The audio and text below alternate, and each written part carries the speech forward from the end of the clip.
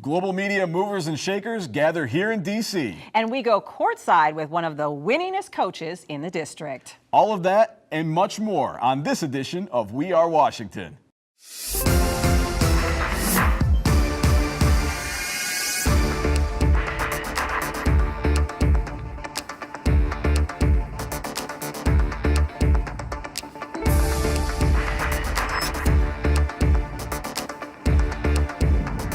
Welcome to We Are Washington. Coming up, Matt sits down with Moroccan journalists to discuss the power of the media here and abroad and the critical role it plays in shaping elections. Very timely. Absolutely, very timely. And we'll also hear from high school basketball coach Lawrence Mines from HD Woodson to find out what it takes to go undefeated. But first, the news rundown. Mayor Muriel Bowser announced a partnership to increase the number of attorneys prosecuting crimes in the district.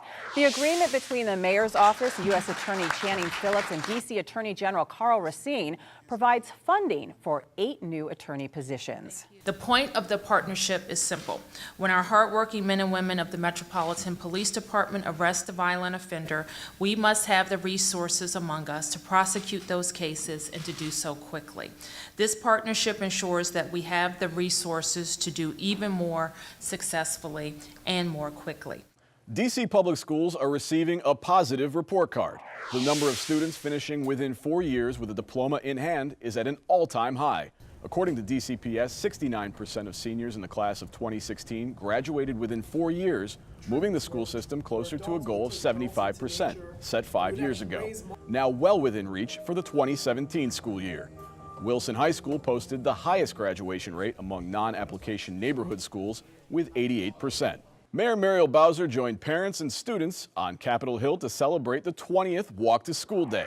The national event is designed to remind families that walking to school is fun and a healthy way to start the day. We're all going to work together so we have safe sidewalks, safe crossings, that we enforce the speed limit, that you look left and right before you cross, that you're not distracted when you walk, and that we all can get to school, can get to the parks, and get to everywhere in our neighborhood safely. The White House kicked off its first ever South by South Lawn Festival at the museum.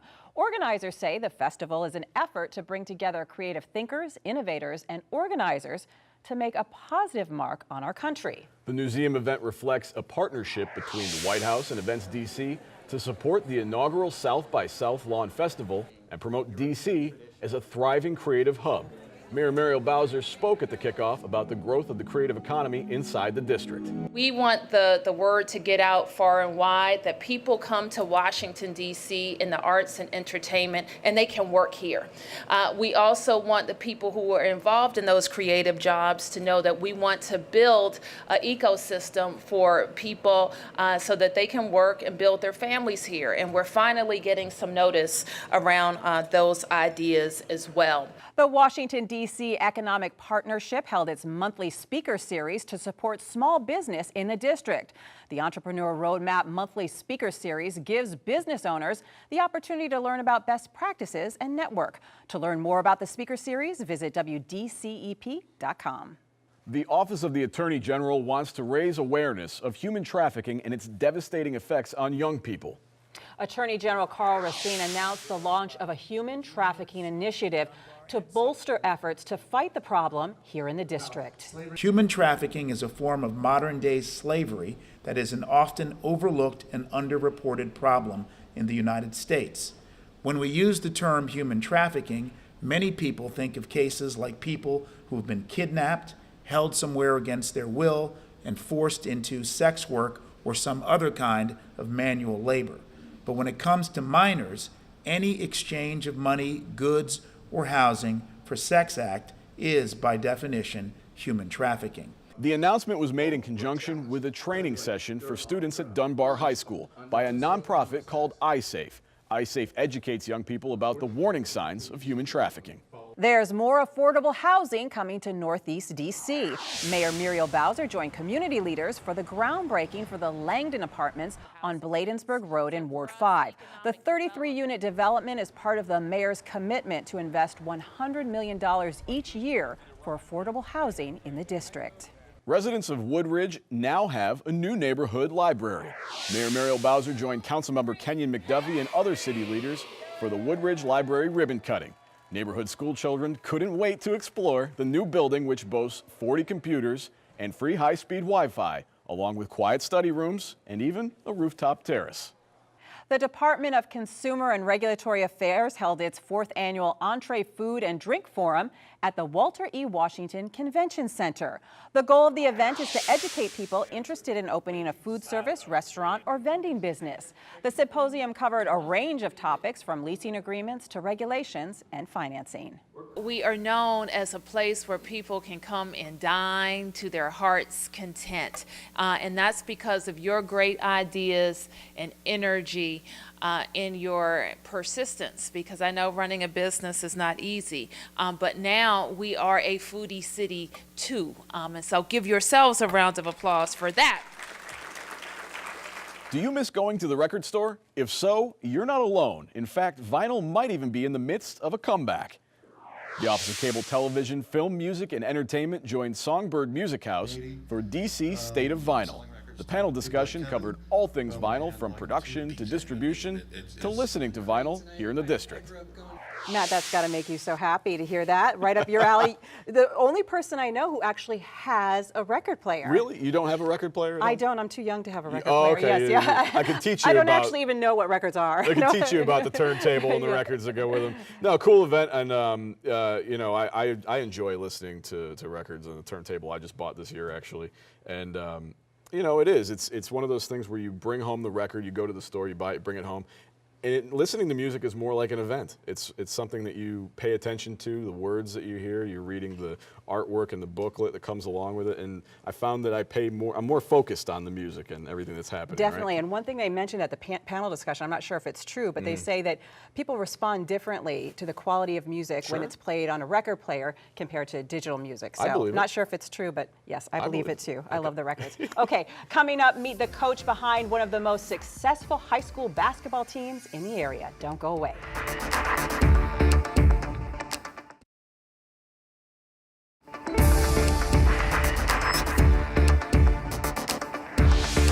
Welcome back to We Are Washington. I'm excited today because I have the opportunity to talk to some like-minded media friends from the Moroccan American Network. We're here talking about international media, politics, and its influence on society and our sort of intertwined electoral fates that are coming up in the upcoming elections.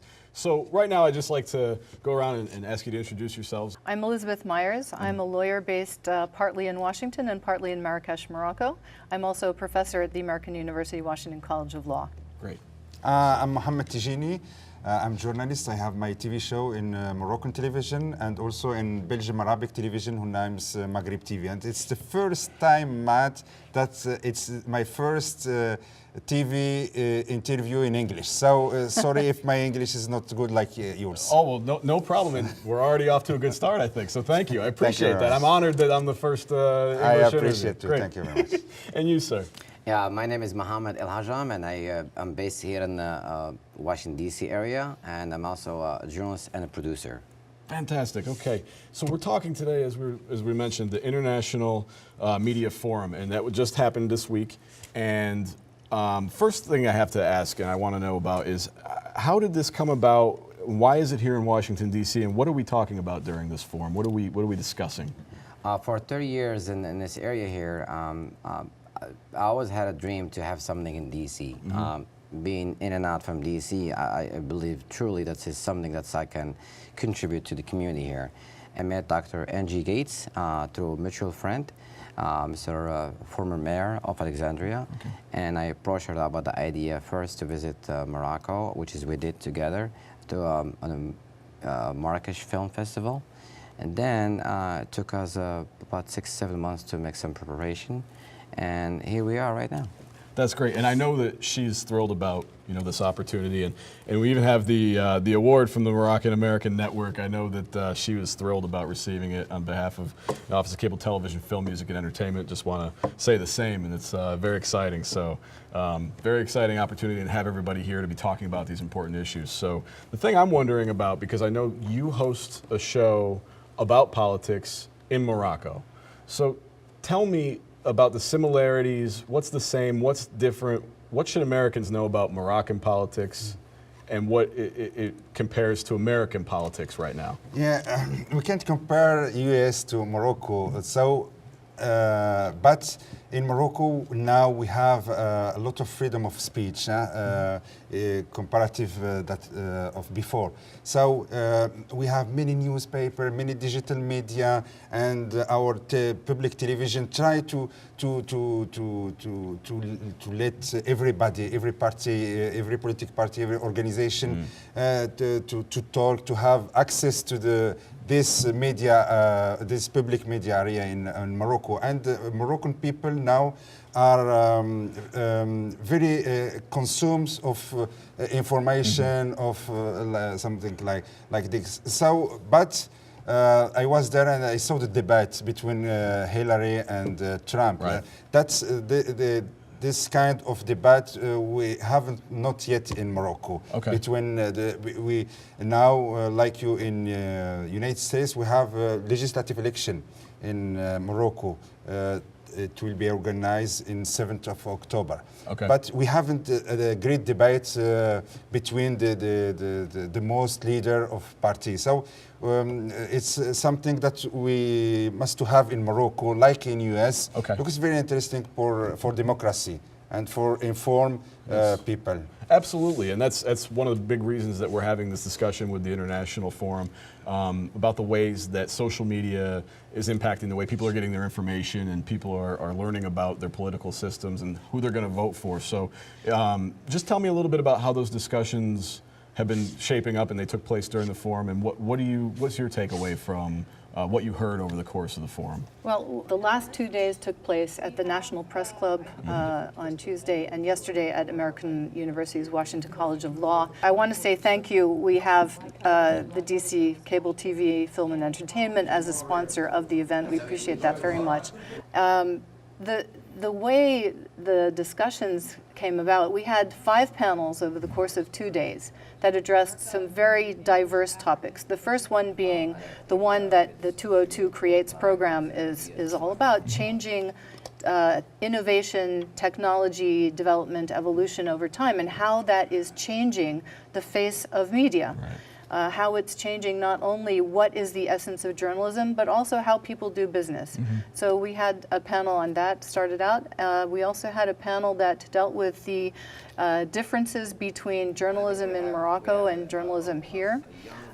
We had a very important panel also on national security and media, and how media is being used and perhaps abused to perpetrate terrorism, for example, and how also what the roles and responsibilities of media are. And so we did that over the last 2 days and also gave out some awards to some marvelous Moroccan journalists who were able, like Tijini here, who were able to come. And also like American guests, we have some American interest journalists and political here. Sure. We did. With us. And thank you for bringing that up, because the panels were designed to be diverse. Yes. We were designed to have Moroccans and Americans on the same panel. And so yesterday, for example, we had David K. Johnston, who is an investigative journalist from here in the United States. He's just published, I think, his seventh book, which is an expose entitled The Making of Donald Trump. He's also a Pulitzer Prize winner for one of his earlier books.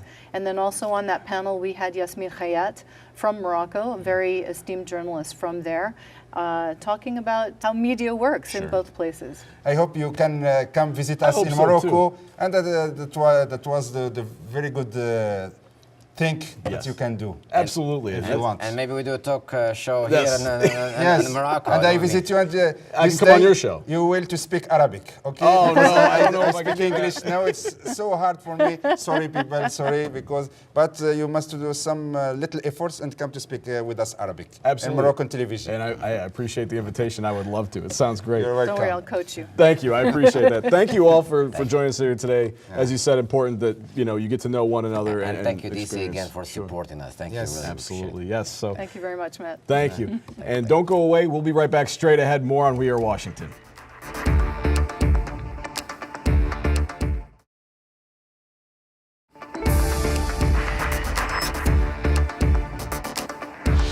Last season, the HD Woodson boys basketball team went undefeated. Yes, they did. Much of their success has to do with Coach Lawrence Mines. He's been voted Washington Post's All-Met Coach of the Year. So what's the secret to his success? Chris Dunlap went one-on-one with him to find out. Let's take a look.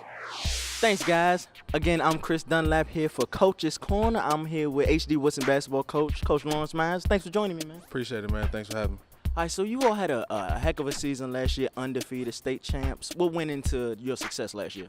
It was a lot of trust, both ends, from my end to the guys and the guys back to me. Just kind of believing in what we did every day, believing in the system, the structure that we had in place. These guys really got in here early on in the year, and they started working towards a goal.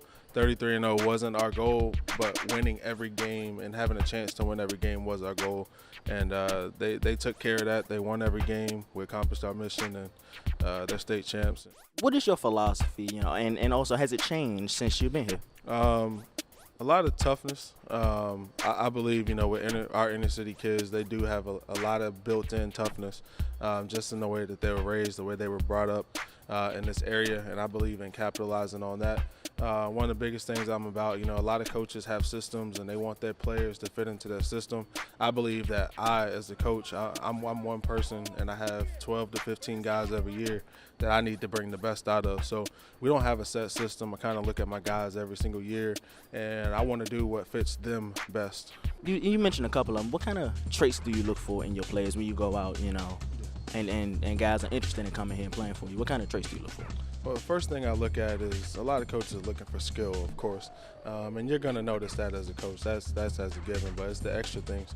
I want to see, after you make a turnover, do you get back on defense, or are you the guy that looks around and blames his player, the other players on the floor? Do you, that goes into the same thing, but do you hold yourself accountable for the things that you're doing on the court, and then do you compete on the defensive end? We believe in playing defense. We believe that if you cannot score on us, you cannot beat us. So, as a young kid or as anybody coming in, there's always things that we can work on towards that, but do you have that will?